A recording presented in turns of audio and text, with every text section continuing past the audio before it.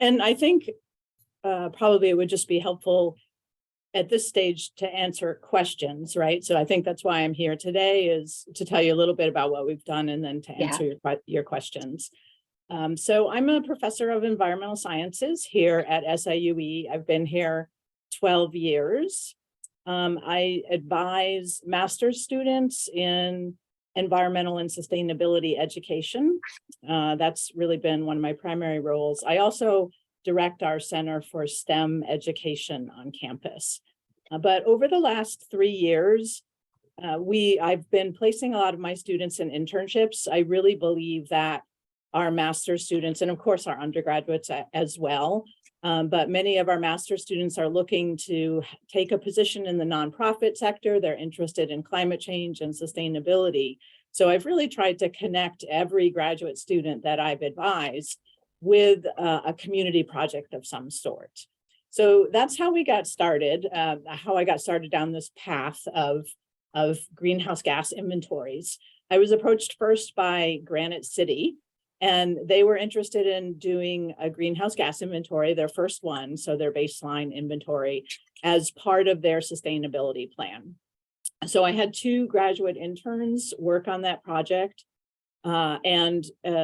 What we've done both for Granite City and Collinsville is we use ClearPath software, which is pretty much the most widely used in the industry, to collect a set of data around greenhouse gases, either for the municipal operations, so for the government itself, or for the community-wide emissions, or for both. So for Granite City, we did just for the community. They weren't interested in their municipal operations at that time. For Collinsville, we collected the data and used the software to determine greenhouse gas emissions for both their municipal operations and for the community-wide level. And in both those cases, they really wanted to have this baseline for greenhouse gas inventory so that they could set some measurable targets for reduction going forward.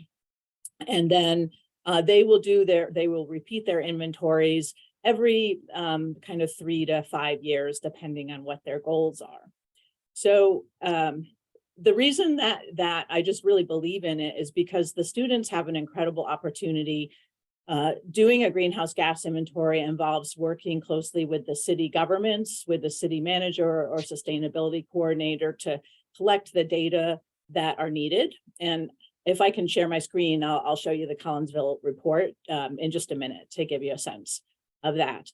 They also have to interact with electricity providers, and in some cases, solid waste providers. And then they prepare a report. And so they have to learn about public communication of science and the impact of science on policy.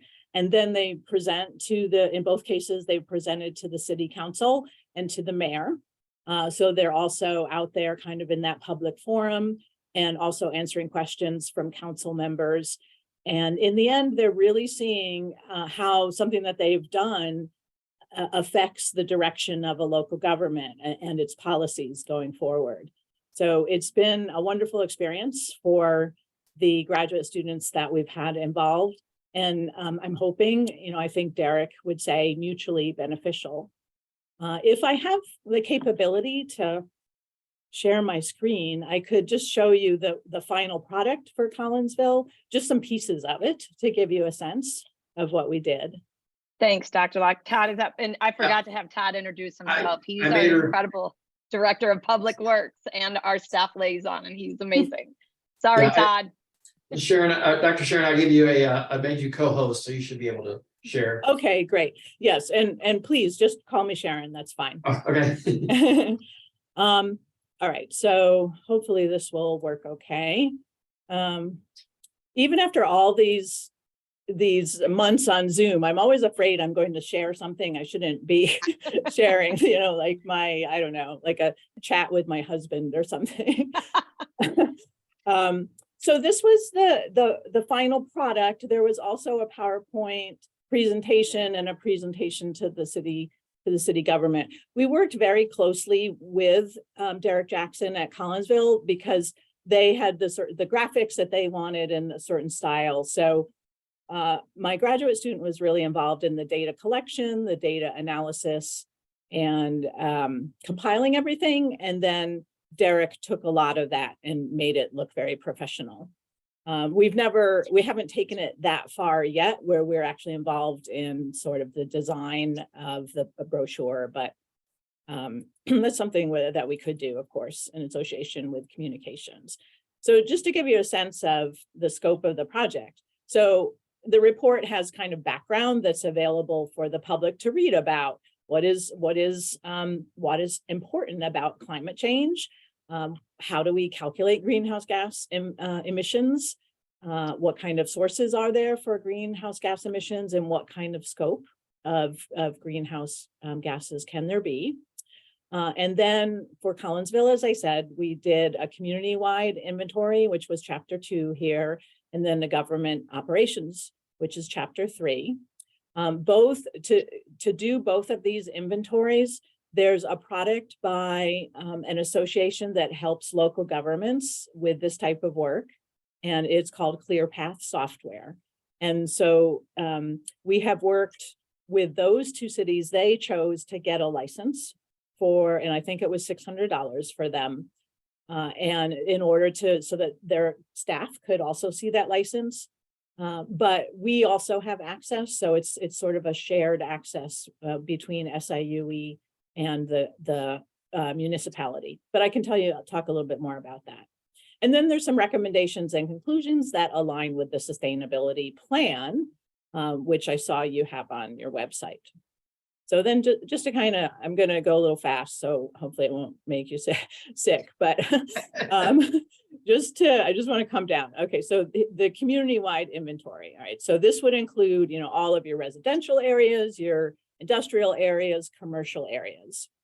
And what you'll see in the community-wide are these different sectors. And so we go through the process of collecting data. In this case, it was Ameren and Southwest Electric on both any kind of sources of energy. And that energy, of course, contributes to greenhouse gas emissions. And we present it in simple tables like this.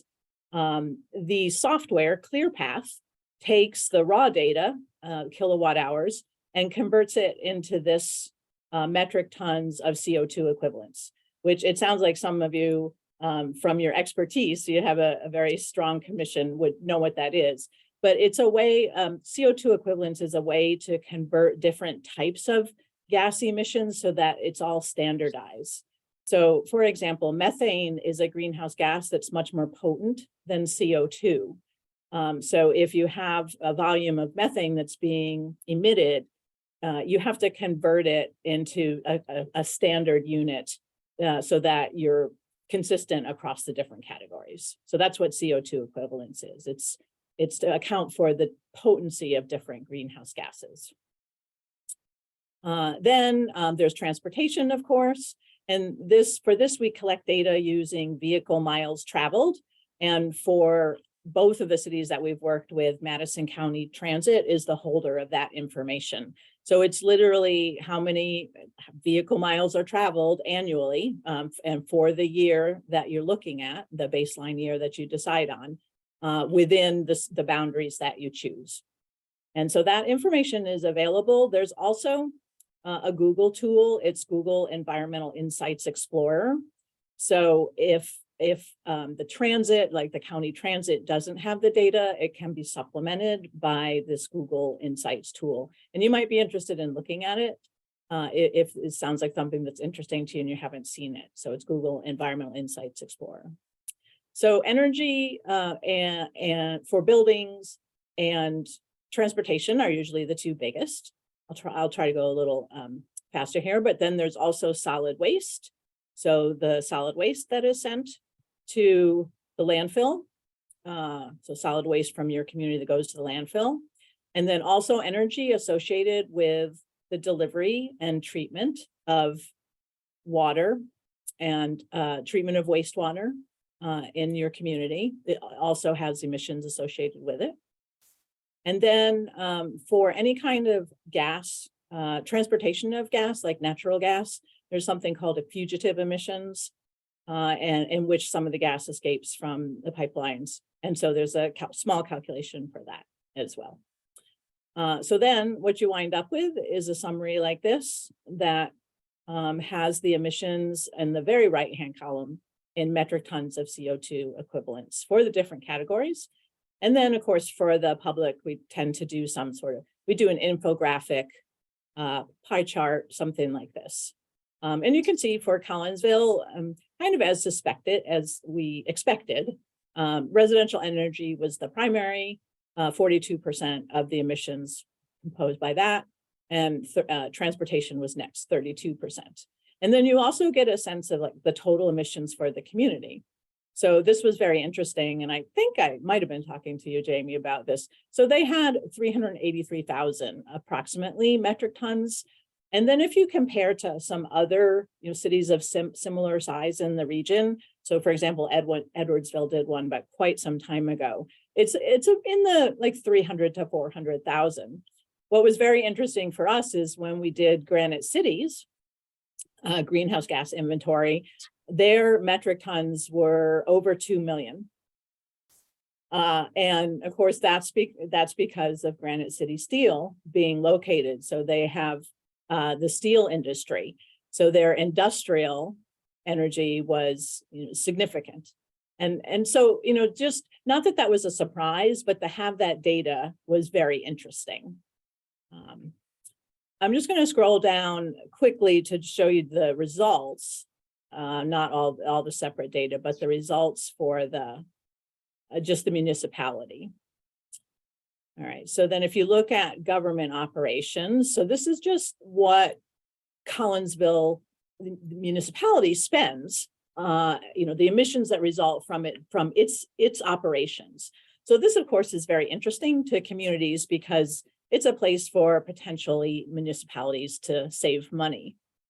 And they had an interesting finding for them, I think, because you can see, if you look at this, it turns out that streetlights and traffic signals were had quite a significant contribution. Down here is the pie chart as well. But 18% of their emissions were coming from streetlights and traffic signals. So that was sort of a real punctuation point, I guess, in their sustainability efforts, because they immediately said, aha, this is something that we need to do, and working with Ameren to upgrade the lighting in streetlights and traffic signals. So this kind of information helps to identify, of course, where savings can be had. And then from this, so sort of best practices would be to, when you have the initial data for this year, so this was 2019 was their data, then they can say, all right, for in 2023, let's say, we'd like to see an X percentage reduction of greenhouse gas emissions for our buildings and facilities. So they can set some targets, and then underneath those targets, a set of actions that will lead to reductions. So that's sort of the basics behind doing the inventory. It's primarily the data collection, making sure that, and then within the software, making sure that you have the right factors. There's some multiplication factors, some emissions factors that have to be, that you have to input into the software that's appropriate, for example, for the region. If you happen to have agriculture, then there are some factors associated with whether it's corn or it's livestock. And then in the appendix, so these are the recommendations that came out of that one. And then in the appendix, you see the raw data and the source of the data. So the nice thing about ClearPath too is that you store where you get the data from. You can store the data sheets, so you can have them within the software.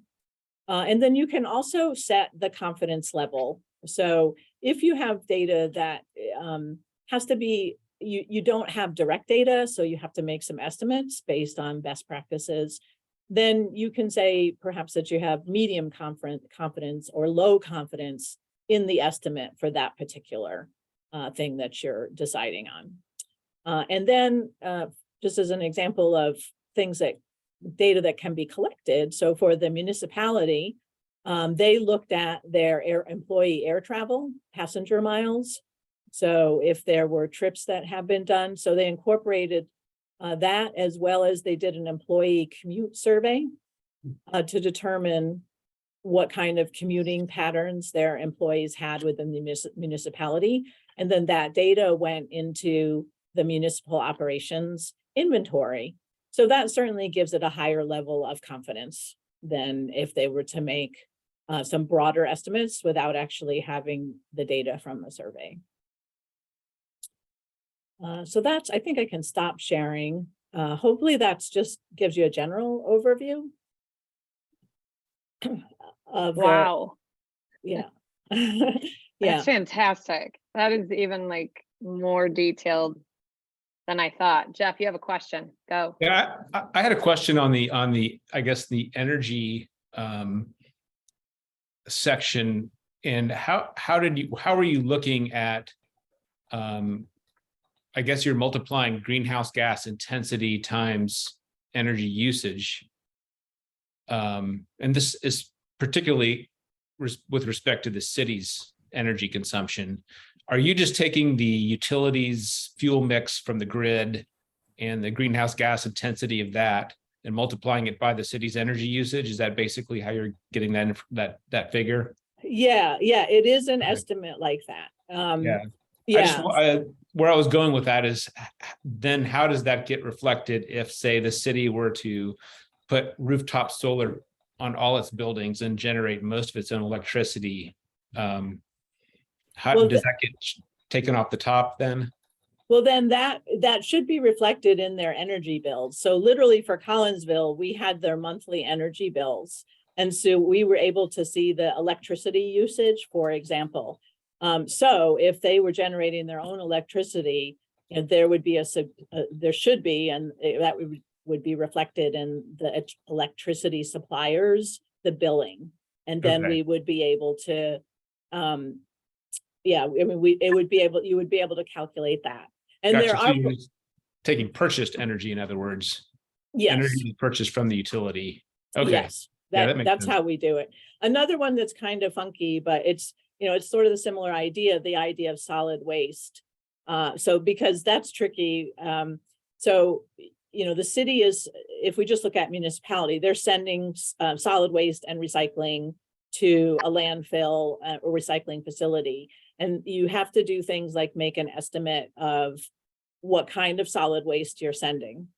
And some communities do waste audits. And so they have very specific percentages of what their waste has in it that you can put in. If you don't have it, then there's a factor that ClearPath uses that you can specify, a default factor that's just mixed solid waste, right? And so that, you know, it's not ideal, obviously, but that's a place where you can specify your level of confidence in the data. Similarly, on transportation with not city-owned vehicles, we know exactly how many miles those city-owned vehicles travel, but for the community at large, if you wanted to know what your transportation-related emissions are you just taking registered vehicles in the city of Webster Groves times X number of miles that the average person drives per year and looking at that? Actually, Madison, well, and I'm not sure at Webster Groves, I would look to see, I have to see who the transportation group is over there, but Madison County has very specific data on vehicle miles traveled on Madison County roads. Okay. And so then it can be broken down by municipality. So they actually, it's actually very specific and detailed. And then we break it out by the type of diesel, by the type of fuel. So if it's heavy trucks or passenger vehicles, Right. it's not going to be a perfect estimate, but there's pretty good data available for transportation, surprisingly, at least for roads. I will say we had quite an interesting time with Granite City because they have 10 miles of rail tracks. And so when you do have rail transportation, or even if you have like barge transportation, you can factor that in, to make a more accurate inventory. My students were very interested in that. So they really dug into the train schedules, looking at the railroad authority. And so you can make estimates about how many trains, run through the municipality. And actually for prior years, you can sometimes get the exact number of trains. And then the miles per gallon of a freight engine, and then the miles of track that are within the municipality. So they did that just because I think it was just something that was interesting. But of course, every time you estimate, then you're kind of compounding your potential error. So again, what you do is you are very clear about how you made those calculations, so that someone could go back in and say, they also can kind of gauge whether the data seems, how reliable the data is. Right. And I guess this would reflect, as EV penetration grows, this would, Yes. that would be reflected because the number of registered vehicles. Yes. Okay. Yeah, it would. So, Right. Dr. Luck, I'm curious too, when they calculate the community-wide energy use for the residences, I'm assuming that you can identify an area and Ameren will tell you how much power was used by the residences in that area? You can, surprisingly, as long as it's aggregated, they will do it. So, and I see Amna shaking her head, because we have spent a lot of time. It was new, right, for my graduate students when we did this. The first one, I guess, was in 2018, and we spent a lot of time building the relationships with Ameren so that we could understand how they kept their data and what was available. But as long as the data is aggregated so that there's not a privacy issue, they are willing to give you municipal wide data. And we do have a contact person that has done that for us. Do they only give that to groups like cities, or can just anybody ask for that data? Well, in my experience, which we've now done 2, right? So, is that only city associated people. So it turns out that Ameren actually has a city portal that cities, if they have an identified contact person at the city can set up a portal and they can go in and see all their data, not just for their municipality, but for their, not just for the government operations, but also for the municipality.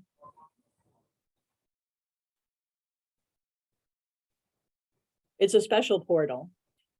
But they've been very good about giving, that emissions data for the places that we worked. It was just a matter of making sure it was private. And then the large emitters, and that's not a value judgment, but the large emitters like the steel companies, they have to report to the EPA their emissions. So those are available on a separate site that's available to the public.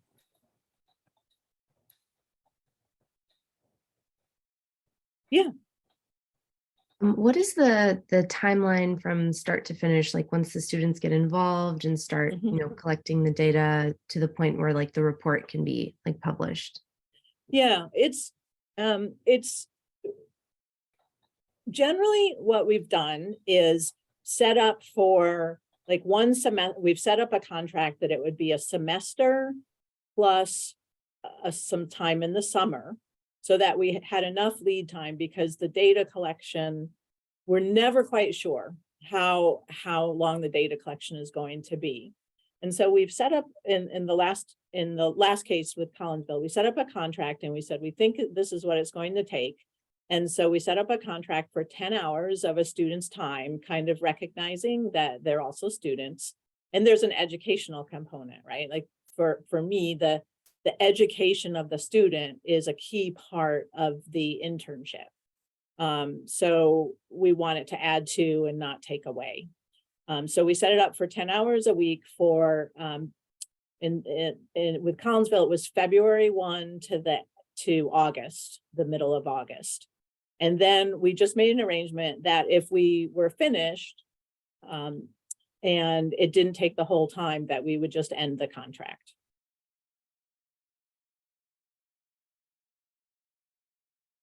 But for me, 10 hours seems to be a good amount for our graduate student interns. And I've only worked with graduate student interns. In environmental sciences, they just have a lot more experience working with the data.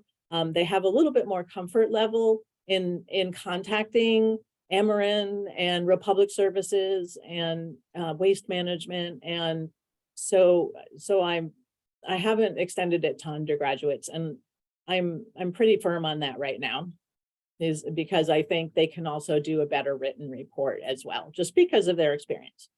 Not that our undergraduates aren't capable of it, but there's a balance between the amount of time it would take, so that the city would actually have a product. I don't charge for my time advising the student, which is why it I think has been a benefit for the cities that we've worked with. Because I'm also very much involved in it, weekly meetings with the students and sometimes with the city representative. And Dr. Locke, can you tell everybody like what like Collinsville and Granite City did in the past as far as compensation for these services? Yeah, so for the contract that ran from February 1st until the end of August, it was, I just looked it up to make sure I had, so we did 10 hours a week. And so that was for 7 months. And the rate is the rate that we use the rate that our university uses for graduate assistants. So for that time, it was $5,250 for the interns compensation. And then the university charges 15% for processing the contract. So the total was $6,037. Okay. Great. And then would you say that it is beneficial for like the municipalities and to purchase the ClearPath software as well, if we plan to, you know, down the line, gather this data again? It's such a hard question because that $600 is annual. Okay. And so you would want the city to make a commitment, right? I think to be able, because if they purchase it for the year of the inventory, you don't have to continue to purchase it. But if you want access to the data again, then you have to get the license again. Okay. So I think I mentioned to you, I'm in discussions right now with our community engagement office, because ClearPath has a program where a university can buy the license and then can serve as a hub to do inventories for small communities in the region that might not be able to afford the software. So I'm expecting that, I'm crossing my fingers, that early next semester, I'll be able to tell you that we've purchased the license, we can serve as a hub, we will purchase it every year so that you can always have access to your data. Indiana University has this model, and also University of Nebraska, and it seems to be working well. So that's my goal, because again, because I just see so much value in this for, you know, not just for the students, but of course then for the communities, because then it's sort of a stable source of having access to ClearPath, which is not, you know, it can be 10,000 if you're a large city. Hmm. I have a question that you might not have the answer for, but so if we decide we wanted to do it every 5 years, could we buy the software just every 5 years and would they give us our data that we had previously, or no, you have to keep the subscription going in order to keep that data? Well, this happened with Granite City, and so they had started an inventory, and then it was never completed, and then we came in to pick up and do a new inventory, and the data was still there, and they hadn't kept purchasing it. So at least in that case, it seemed like it was possible that you could let your subscription expire and then pick it up, and the data was still in there when I went in to look at it. So does seem to be a way to get around the system. I don't, I really think it's a great model to have an educational institution or another nonprofit organization as a hub. And then you have some capacity building in the region, whether it's SIUE or I had a conversation with East West Gateway last week because they're interested in doing the regional inventory for all of St. Louis. And it just makes sense that some organization is kind of the keeper of a license that can serve others. That's my preference, so I'm really pushing for it here. Having said that, so I'll waffle a little bit. It worked fine when Granite City purchased it and they just gave me access to their system. And then when Collinsville purchased it and they just gave me access to their, I shouldn't say system, their data. So actually when I go into ClearPath now, I have an account and my account is linked to both Granite City and Collinsville. So I'm able to see everything that I've been involved with. Okay. Are there any other questions right now for Dr. Locke? I can see that I'm getting really bright. It's because it's getting really dark outside my window. So like the only light now is from the computer. You're glowing. I'm getting brighter and brighter, yeah. Todd, I have a question about what our next steps could be if this is something that the commission wants to move forward with. You know, because it's there's a cost associated. Does that mean that we present to council this proposal? Yes, we'd have to have something to take to council and get them to buy in on it and give us authorization to proceed. Okay. And obviously give us the money. So, yep. Yeah. Okay. And then Can I ask a oh, quick sure, question? Carla, go Todd, ahead. is that the case even if it's the money that's already in our budget? You don't have $6,000 budgeted. Oh, okay. I think, thought- Carla, I you thought- mean not our budget, but the money that council allocated from the ARPA funds. Yes. You For still need to go to sustainability. council to get Yeah. authorization to use that money, yes. Okay. Okay. Got it. Yes, thanks for that clarification. And so, Todd, does that mean that our commission needs to like make a motion and vote on it, or what do we need to do procedurally? Yeah, I would do that. I would make a vote and then we'd have to, you and I could draft something together to take to council. Okay. I Jamie, may I jump yes, in Paul, quickly? please. For Dr. Locke, so if we had an intern for about 10 hours a week, in terms of the experience you had with Granite City and Collinsville, is it critical to have someone at the city who's kind of a liaison point and able to, you know, spend some real time there? In Yes. terms of, yeah. Yes, it is because they can help point to, you know, who are the providers. If you want the city inventory, then how is the data of the city stored? In the ideal scenario, so Granite City, we operated a little more independently. But in the Collinsville case, the intern actually had a desk at the Collinsville city offices and was in there. I think maybe 1 day a week, like 8 hours. And they brought her onto other projects as well, because they were interested in doing that. And they wanted to give her the experience of, what does it mean to work for a city government and the kinds of things that they did.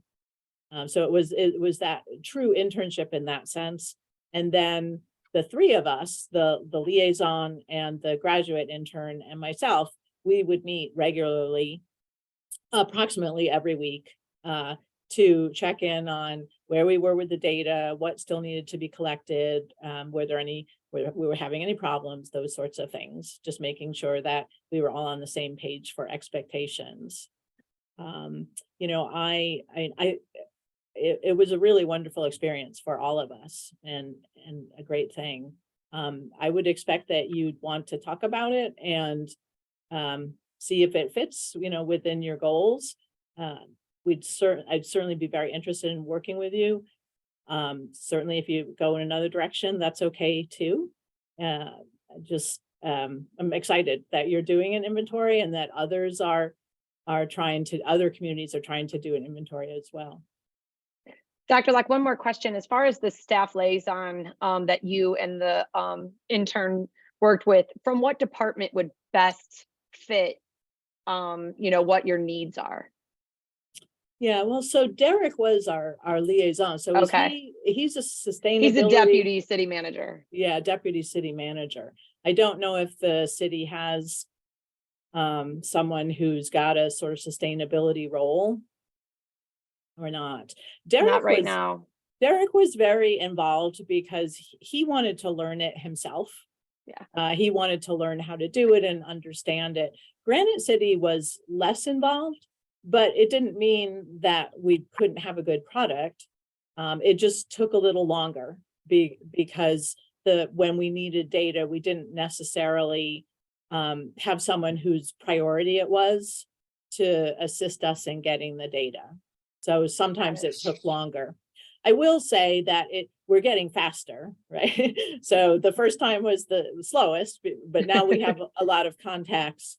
So it seems like we can, we're moving faster in getting the data and getting it into the software system. More efficient. Yes, that's more awesome. efficient. Yes. That's great. Well, if there are no other questions for Dr. Lack, I think that we would like to, Carla, please. I'm sorry if I missed this, but do we have or could we get a copy of that report that you showed us? Yes, did I send this to you, Jamie? I don't remember seeing that. All right. I will put it, I'll send it in an email right now. That'd be great. It's on it's on their website, but okay. But since I have it right here, I'll send it to Jamie right now. That would be really, Thank you. it's really very cool. It would be great to have a copy of that. Thanks. Yes.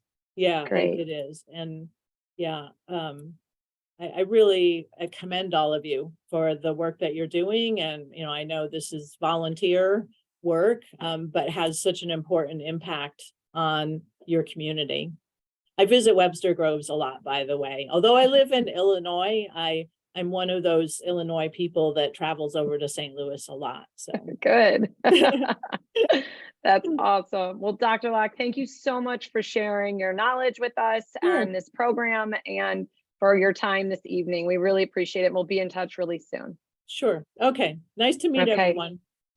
Nice to meet you. Thank you. Bye. So Jamie, we do have a visitor who wants to speak to you guys, Okay. since we skipped over the visitor comments. Oh, shoot. I don't have my agenda pulled up.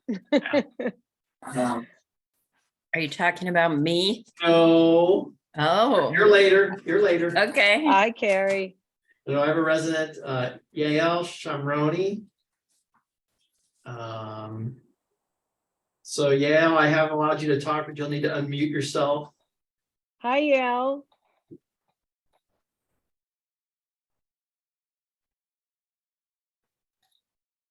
Can you hear me now? Yep, there you are. Sorry, I lost you. I can't see you now at all. Yes, could you repeat? I couldn't hear you before. Okay, yeah, I've unmuted you, so you're able to speak to the commission now.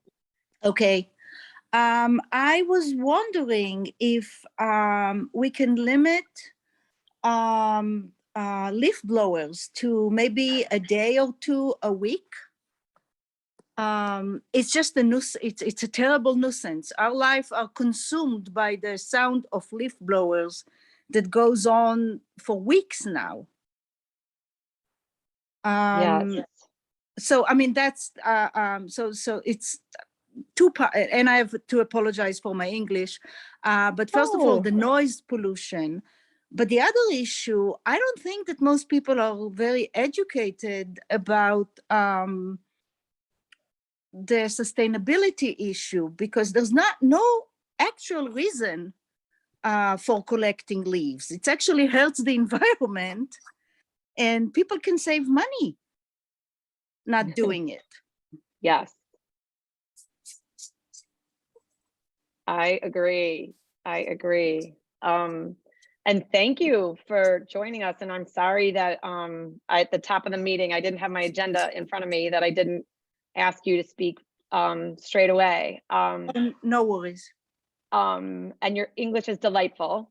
And I think that that is something that, as our commission is looking at 2023, the leaf matter is one issue that we will be addressing as the new year enters.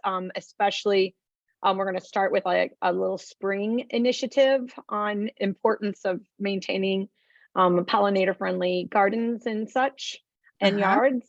And then we really also want to look at some fall education for folks about leaving their leaves and the benefits of doing that. We all have a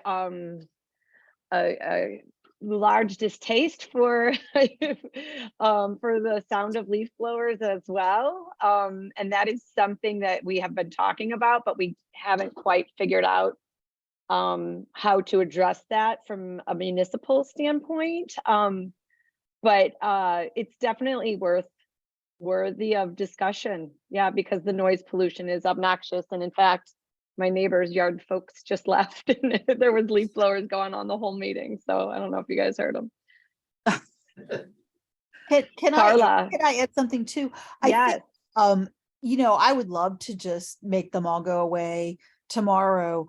I think one thing that, I mean, I don't know if the commission agrees with me though, but over time, what I've realized is probably the best, it would be hard to make this a law. You know, it would be very, very difficult and probably, I mean, maybe unsuccessful ultimately, because, you know, people want to, if they're hiring people, they can't really always control when they're coming and things like that. I think the education route where we get people to understand the benefits of leaving the leaves is, first of all, there's much lower of a barrier to us doing it. We can just do that. We don't have to get anybody to agree or anything. And it also, you know, just you get a lot more buy-in that way. So it takes longer, of course. But to me, that seems like at least the best way to go for now. So, Although I know that in St. Peter's, you can't use lawnmowers that are gas operated anymore. And it's St. Peter's. yeah, that's amazing. That's So, amazing. right? So what I'm trying to say is that it's possible. And if we can't limit it, I don't know, if it's not possible to limit it during the week, maybe the weekend. We spent the last weekend listening to leaf blowers all weekend. Yeah. I would love to roll fireworks into that as well. Yes, please, please. Oh, I don't want to give you false hope. I'm not sure that's gonna, I mean, it's already illegal, right? People aren't supposed to set off their own fireworks and they just. Right. Anyway. And So- if we're already on it, light pollution. Well, That's interesting that you bring that up. We have, we're with the teaming up with the, Christmas lights. well, with Green Space, and their chair is actually in our meeting right now, Carrie Coyne. And Green Space is having a speaker series. It's a robust speaker series next year. Now that we're safer to gather, and they're bringing their speaker series back, which would be really great. And it kicks off with the Dark Sky Initiative. So education, we know, is really critical in helping people change hearts and minds. And so that one will be really beneficial to our community as well. So, and I was in a meeting earlier today with a group of mid-county municipalities. And they, there was, I think it was Brentwood who just introduced Clayton or Brentwood just introduced some dark sky ordinances for their municipality. So it's a group that wants to share ideas, and that is something that's really interesting to us as well. So I really appreciate your comments, and I really appreciate that you took the time to share those with us. So thank you very much. And oh, Jeff, yeah, you want to say something? I just have to chime in because Jamie knows this is my pet peeve issue, and I couldn't agree more with how distracting gas powered leaf blowers are, both from a noise standpoint. And I think if you do a little research and look at some of the debate that's happened in other states and cities, you'll see that they put off a ton of air pollution, which Yes. Maybe you don't see it. It's not black smoke, but it does, aggravate, respiratory disease, and it does have a lot of adverse impacts. And other cities outside of Missouri, including Washington, D.C., do prohibit gas-powered leaf blowers. They allow electric leaf blowers, which are not nearly as noisy if people want to Right. route.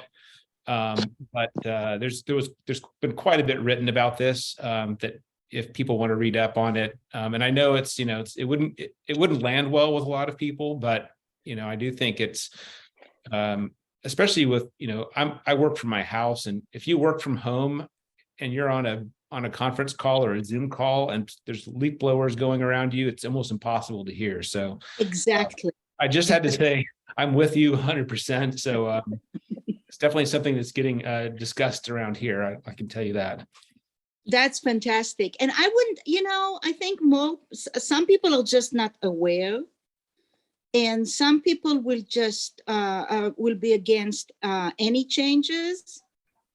Yeah. But if you give them options, I think just limiting the hours or limiting gas-powered leaf blowers, or when it comes to light pollution, ask people to turn off Christmas lights at midnight. Mm-hmm. I mean, it's possible. There are solutions. Yes. So just I agree wholeheartedly, and I appreciate your enthusiasm. And yes, there are solutions. I hope that we can get to a couple of those in the new year, for sure, Right. for both the pollution of light and noise. So we'll see what we can do. thank you. Thank you. Thanks. I appreciate that. Yes, thank you so much. Okay, team. What do we think about moving forward, and Todd and I pulling some language together to present to council to engage with Dr. Locke and an SIUE intern? Any objections?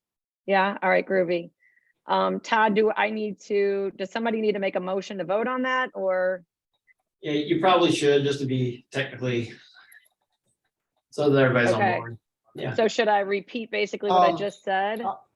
Jamie, I'll Yeah. move that the commission votes to approve beginning discussions with SIUE to have an intern and Dr. Locke come work on our greenhouse gas inventory. Thank you, John. Is that good? Yep. Who would like to second? Thanks, Carla. All in favor? Thumbs up? Aye. Aye. Aye. Okay. All right. Does that suffice, Todd? Yep. Fabulous. Okay, that was a really great discussion, and I'm sorry that I thought that would be faster, but I'm really glad it was as thorough as it was. So I'm excited about this. Okay, that was our only agenda item. So there's Todd has something to share, and then there's Yeah, there's two a- things There's a that new I want to bus- share. There's a new business item. The Stormwater Master Plan RFQ that I am working on, and so Awesome. Dr. Peebles wanted me to get sustainability and green spaces input. So Carrie is here and Scott Davis is here. So if they need to chime in at any time. Awesome. Hi, Scott. Hi, Carrie. Hi, guys. Gary, just so I have this in the notes, right, you're with the Green Space? The Green Space Advisory Advisory. Commission. Yes, I'm the chair.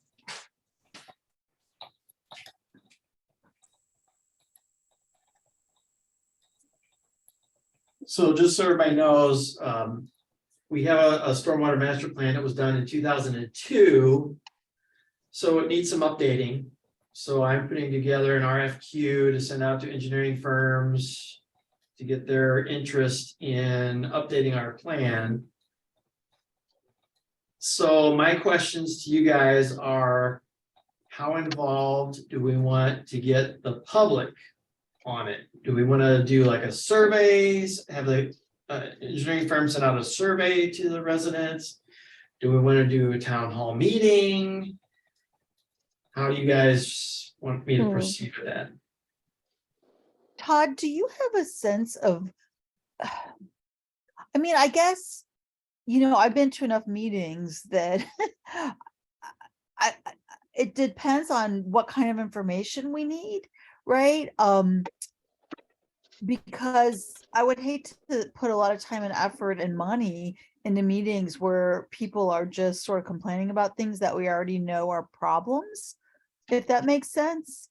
So what is your sense of the type of information that we would gain from from the public? Not to say I want to leave them out. It's just a genuine question. Yeah, it would be, like you said, we know where the areas are that have the flooding issues but there might be some things in certain backyard areas that we're not aware of because nobody's been complaining about it. So, I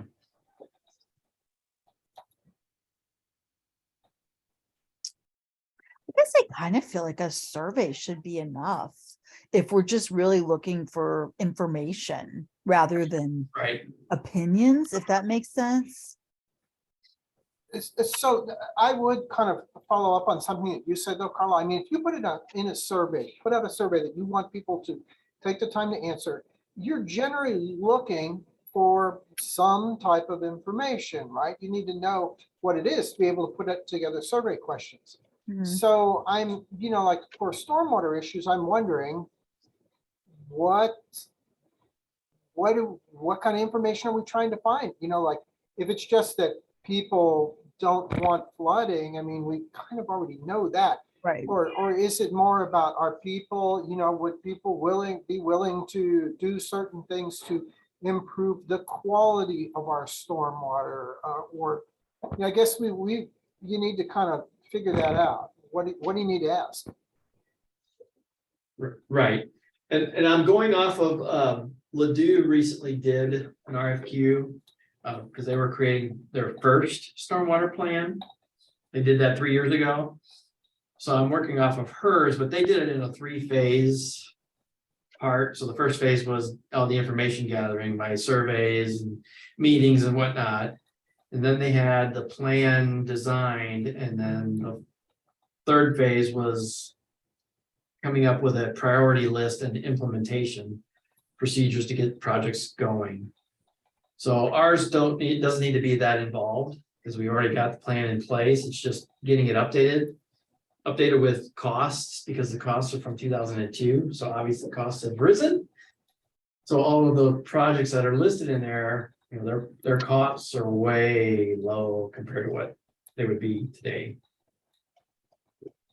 It seems to me like, excuse me, an RFQ that would kind of assess where the Public Works Department is on implementing whatever was in the plan before and updating and identifying any new issues. I'm sure, you know, a lot has changed since 2002, not just with the city responding to issues that were in that plan, but the way the community is responding to flooding and the development of the region around us.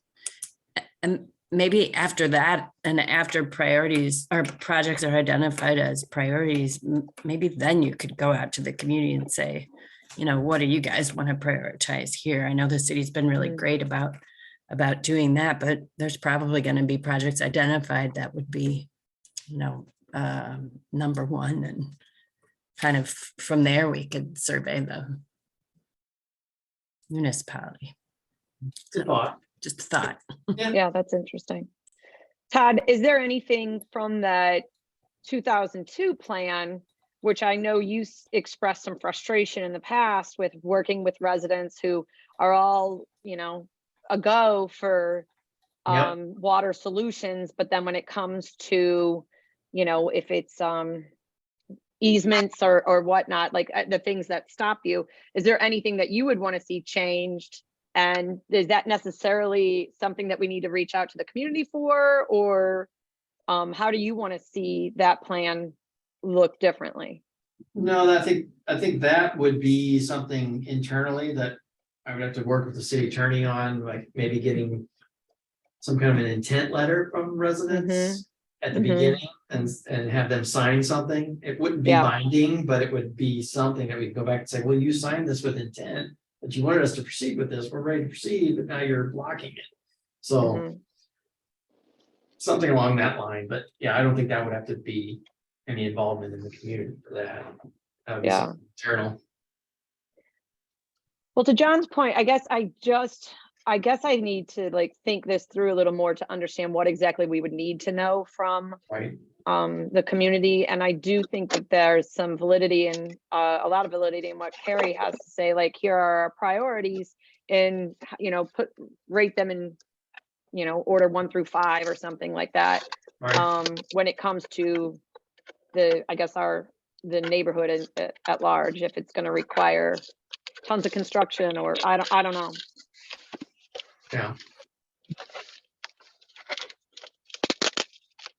Well, and I'm wondering too, can you, in the request for qualifications, solicit engineering firms that have worked on, you know, stormwater management plans recently and who are looking at more sustainable or progressive responses to stormwater management solutions. It's just working in the industry. I know there are, you know, engineers who are going to do something by the book, and it's just going to be a very engineered solution versus a more sustainable green solution. And I know MSD is going to drive all of this, right? They've got all the rules and regulations, but there's definitely sort of the baseline, what's required, and then making sure that Webster Groves is setting an example in how to manage stormwater. And also, I just took a survey from MSD about some changes that they're going to be making in the future, and they were getting input from the community. I don't know if anybody else got that survey. I think that's for their ballot issue in April 2024. Yeah, so I think they're just gauging Yes. ideas, but one thing that I saw in there was they're thinking about taxing differently businesses, not just relying on changes to the residential taxation. So finding a way to make sure that businesses are, and the land they own, the impervious surface they own are being accounted for in that way. So I think that maybe as far as community engagement, maybe it's more about less about the individual and more about commercial retail kind of development. Right, that's how they did it the first time and they got shot down there, or if you remember, so there was lawsuits and everything, so. Oh, but, you mean MSD? Yes, MSD. Yeah. So, yeah. So yeah, as far as the consultant, yeah, I've got a list of ones that have recently done master plans, stormwater master plans. And they're all, they are looking outside the box rather than just going by the book, so. So I've got the list of who I'm gonna be sending it to. I'm not gonna be advertising it. Can I ask who is on that list? Yeah, it's, I've got 3 on there right now. It's HR Green, Intuition and Logic, and M3 Engineering.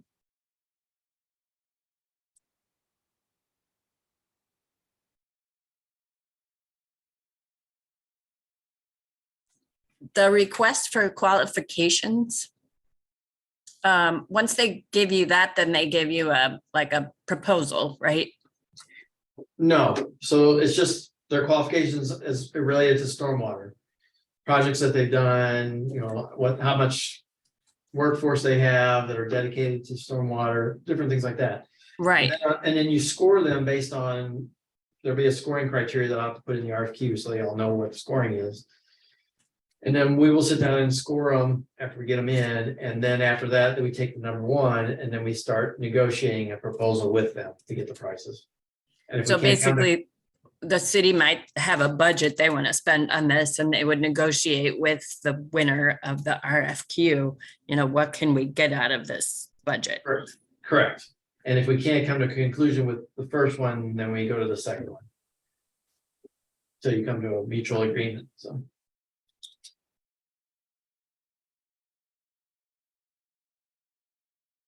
Because as far as engineering proposal, you're not supposed to request proposals from engineering firms. That's state law, so you have to do an RFQ, qualifications-based selection. You're not selecting it on price, you're selecting it on their qualifications.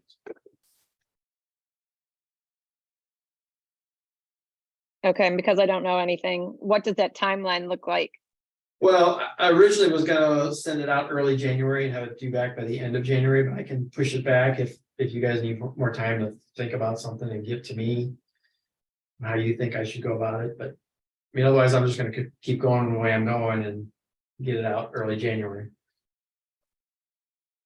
I don't have any objections right now with the RFQ process. And I don't, yeah. And I like the idea of when we have a little more information, reaching out to, the public at that point. Yeah, so I could put that in the RFQ that, we're looking to come up with a priority list of projects that need to be worked on, and then we will solicit the public on how they would want us to rank those projects. So that's how I'll put it in the RFQ, so they know what we're actually looking for them to do. Cool. Come up with a priority list that we're gonna submit to the public, so. That sounds like a good plan to me. Okay. Anybody else have anything about the stormwater management plan? That's really exciting, by the way, Todd. Thanks. This is amazing. We need it. Yeah, thanks for inviting me to the meeting, everybody. Yeah. So, Since you guys Very, are, yeah. coordinating together, so. thank you. Yep. Yep. Yeah, that's amazing. That's awesome. So- Well, Carrie and So when Scott, I get all the qualifications in, I may reach out to both of you to see if you want to sit on the selection committee to go through the scoring and everything. yeah, Okay. absolutely. Yeah, I would Super definitely do invested in that. this. All Yeah, right. Perfect. awesome. All right, we just have 2 more items. Carrie and Scott, if you guys want to pop off, you totally can. Take care. Happy Thanks. holidays. Happy holidays to you. Okay. Todd, do you have anything else that you want to share? I do not. I know You're Pam good. left. Pam left. She had to leave for a meeting, so. Yeah. Okay, I am really looking forward to a robust 2023. We are going to be busy and having some fun. Jeff, thank you. You're leaving us. Bye. So- So our next meeting is scheduled for the 16th, but that's a holiday, so we have to push it back to the 23rd. Well, and the 23rd is the night of the Green Cities Challenge reception. So. What time does that let's- start? I think probably around the same time as our Okay. meeting, but I don't know yet. I don't know yet. Okay. The details are not yet out. I just knew that Jean brought it up in the meeting today. Because So there is a let's- fifth, yeah, there is a fifth Monday, so we can do it to the 30th. if we have Okay, to. let's But, right yeah, let now- me know. Yeah, let's hold it on the 23rd for right now. All right. And if we have to tweak that, we can. And then that will also mean like pending our, because I want to do go for happy hour afterwards, after our next meeting. I know that's not official business, but it's important. But officially, John is going to be stepping away from our commission. And John, you've just been such a wealth of knowledge and help, and thank you so much for showing up. Thanks. It's been great. So yeah, I hate to leave, but I'm fairly certain I'm termed out, but yeah. But there's all kinds of great people, and this is, I tell you what, this commission has like really like stepped up and just does wonderful things. So kudos to everybody, especially you, Jamie. You're rocking it. And Thanks, John. John, Well, John, thank John, you. John, you can always come back too after a couple of years. Yeah, I might do it. I might do it, Todd, because it's a great thing. That'd be great. John, thanks so much for your service to our little Well, community here. You're amazing. Jamie, I will get the notes out this time, but you'll have to find somebody else for 2023. Yep. Yeah, I'm gonna have to recruit somebody else. So everybody put that little seed in your head if you want to take notes. John, you've done a marvelous job, and I'm happy to know you, buddy. Thank you for your service. Okay, so that's our meeting for the end of 2022. Thanks to everyone. Can I get a motion, or does anybody have anything miscellaneous they want to share before I adjourn? Here, I thought it would be a super snappy meeting, and we are 15 minutes over what we normally do. All right, I appreciate your patience. I appreciate all you do. So a motion to adjourn, please. Carla, thank you. Second? Second. Thanks, Amna. All right, we are done for 2022, friends. Thank you all so much. Thank you. Thanks, All everyone. right. Bye. Good night. Happy holidays. Happy holidays.